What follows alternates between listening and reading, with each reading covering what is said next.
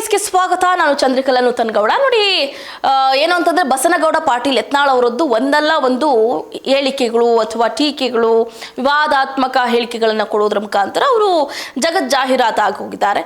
So ಹಾಗಾಗಿನೇ ಅವರು ಎಲ್ಲೋ ಒಂದು ಕಡೆ ಬಿಜೆಪಿಯಿಂದ ಉಚ್ಚಾಟನೆ ಅಂದ್ರೂ ಕೂಡ ತಪ್ಪಾಗ್ಲಿಕ್ಕಿಲ್ಲ. ನೋಡಿ, ಈಗ ಮತ್ತೊಂದು ಸ್ಟೇಟ್ಮೆಂಟ್ ಕೊಟ್ಟಿದ್ದಾರೆ. ಹಿಜಾಬ್ ಬೇಡ, ಕೇಸರಿ ಶಾಲ್ ತಗೊಳ್ಳಿ ಅಂತ ಎಲ್ಲೋ ಒಂದು ಕಡೆ ಮುಸ್ಲಿಂ ಸಮುದಾಯಕ್ಕೆ ಹೇಳಿದ್ದಾರೆ ಅಂತ ಹೇಳಲಾಗ್ತಾ ಇದೆ.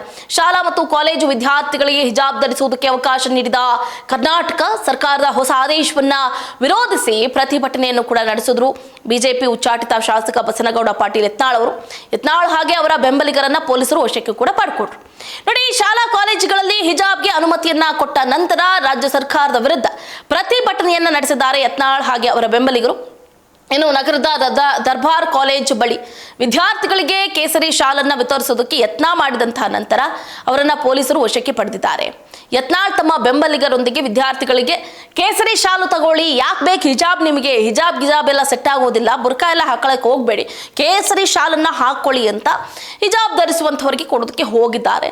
ದರ್ಬಾರ್ ಶಿಕ್ಷಣ ಸಂಸ್ಥೆಯ ಆವರಣ ತಲುಪಿದ ನಂತರ ಅಧಿಕಾರಿಗಳೊಂದಿಗೆ ವಾಗ್ವಾದ ಕೂಡ ಇದೇ ಸಂದರ್ಭದಲ್ಲಿ ನಡೆಯುತ್ತೆ. ಆದರೆ ಪೊಲೀಸರು ಮಧ್ಯ ಪ್ರವೇಶಿಸಿ ಕ್ರಮವನ್ನ ತಡಿತಾರೆ. ನಂತರ ಯತ್ನಾಳ್ ಬೆಂಬಲಿಗರು ಮತ್ತು ಪೊಲೀಸ್ ಸಿಬ್ಬಂದಿ ನಡುವೆ ವಾಗ್ವಾದ ನಡೆಯುತ್ತೆ. ಪರಿಸ್ಥಿತಿ ಸ್ವಲ್ಪ ಸಮಯದವರೆಗೆ ಉದ್ವಿಗ್ನಗೊಳ್ಳುತ್ತೆ. ಬೆಂಬಲಿಗರು ಪೊಲೀಸ್ ಇಲಾಖೆಯ ವಿರುದ್ಧ ಘೋಷಣೆಗಳನ್ನು ಕೂಗ್ತಾರೆ. ಯತ್ನಾಳ್ ಸ್ಥಳಕ್ಕೆ ಬಂದಾಗ ಕೇಸರಿ ಶಾಲು ವಿತರಿಸುವ ಮೊದಲು ಅವರನ್ನ ಮತ್ತು ಅವರ ಹಲವಾರು ಬೆಂಬಲಿಗರನ್ನ ಬಂಧಿಸಲಾಗುತ್ತೆ ಅಂತ ಅಧಿಕಾರಿಗಳು ಕೂಡ ತಿಳಿಸಿದ್ದಾರೆ. ನಂತರ ಅವರನ್ನ ಪೊಲೀಸ್ ವಾಹನದಲ್ಲಿ ಕರೆದೊಯ್ಯಲಾಗುತ್ತೆ. ಹೆಚ್ಚುವರಿ ಪಡೆಗಳನ್ನ ಪ್ರದೇಶದಲ್ಲಿ ನಿಯೋಜಿಸಿದ ನಂತರ ಪರಿಸ್ಥಿತಿಯನ್ನ ನಿಯಂತ್ರಣಕ್ಕೆ ತರಲಾಯಿತು ಅಂತ ಪೊಲೀಸರು ತಿಳಿಸಿದ್ದಾರೆ.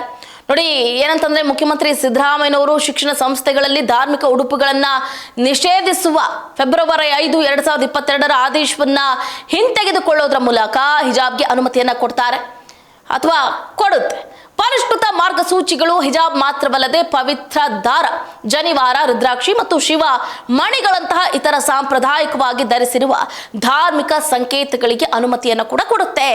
ಇದನ್ನ ವಿರೋಧಿಸಿ ಹಿಜಾಬ್ ಬೇಡವೇ ಬೇಡ, ಕೇಸರಿ ಶಾಲನ್ನ ತಗೊಳ್ಳಿ ಅಂತ ಬಸನಗೌಡ ಪಾಟೀಲ್ ಯತ್ನಾಳ್ ಅವರು ಪ್ರತಿಭಟನೆಯನ್ನ ಮಾಡುವುದರ ಮುಖಾಂತರ ಕೇಸರಿ ಶಾಲುಗಳನ್ನು ಕೂಡ ವಿತರಣೆ ಮಾಡೋದಕ್ಕೆ ಹೋದಂತಹ ಸಂದರ್ಭದಲ್ಲಿ ಅವರನ್ನ ತಡೆದಿದ್ದಾರೆ. ಸೊ ಹಾಗಾಗಿ ಯತ್ನಾಳ್ ಅವರು ಈ ರೀತಿ ಒಂದು ಕಡೆ ಮುಸ್ಲಿಂ ಸಮುದಾಯದ ವಿರುದ್ಧ ಯಾವಾಗಲೂ ಕೂಡ ಕಿಡಿಕಾರ್ತಾನೆ ಇರ್ತಾರೆ, ಹಿಜಾಬ್ ವಿರುದ್ಧ ಧ್ವನಿ ಎತ್ತುತ್ತಾನೆ ಇರ್ತಾರೆ. ಸದ್ಯಕ್ಕೆ ಈಗ ಸರ್ಕಾರ ಒಂದು ಮಹತ್ತರವಾದಂತಹ ಆದೇಶವನ್ನ ಬಿಡುಗಡೆ ಮಾಡಿದ ನಂತರ ಯತ್ನಾಳ್ ಅವರು ಮತ್ತಷ್ಟು ಕೆರಳಿ ಕೆಂಡವಾಗಿದ್ದಾರೆ. ನೋಡ, ಈ ವಿಷಯಕ್ಕೆ ಸಂಬಂಧಪಟ್ಟಂತೆ ಮುಸ್ಲಿಂ ಸಮುದಾಯದವರಾಗಿರ್ಬೋದು ಅಥವಾ ಬಸನಗೌಡ ಪಾಟೀಲ್ ಯತ್ನಾಳ್ ಅವರಾಗಿರ್ಬೋದು ಏನು ಉತ್ತರವನ್ನ ಕೊಡ್ತಾರೆ ಏನು ಅಂತ.